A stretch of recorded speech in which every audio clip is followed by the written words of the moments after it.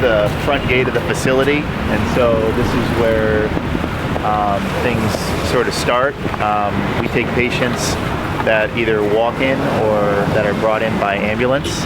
People that are, at the end of the disease course that are dying or dead. Families, whole families that come in, all of that. We see it. Here's some of children that are negative, that are waiting for a place to go after they've been released. We have about 60 beds available. Right now we have somewhere on the order of 40 or so patients, 40 to 50. And so if you imagine you're going to round on 40 or 50 patients and you're going to do that in an hour and a half, you get about a minute and a half, 2 minutes per patient. So these are our decontamination stations. What they've done is they've basically piped chlorinated water throughout the facility.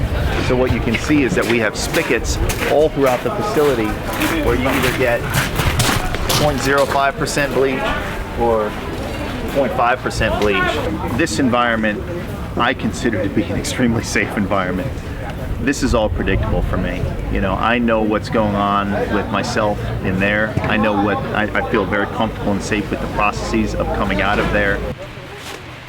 We have about a 40% survival rate. 40% is pretty decent for what's out there. You're going to be under physical and emotional stress.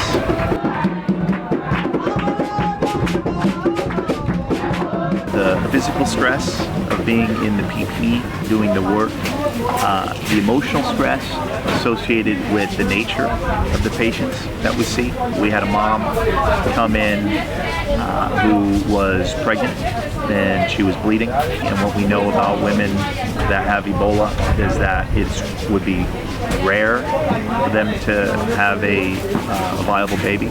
We delivered her baby. She had a lot of bleeding and she didn't make it. The baby didn't make it. Days like that, they come, they're not infrequent. What I'm used to doing is addressing an individual patient and doing everything I can to give that person the greatest chance of living. I can't do that here. It's a different mentality. Obviously, the world has not seen Ebola outbreaks of this magnitude before. Certainly the first time that I've been working with Ebola. I've worked in other sort of resource poor settings,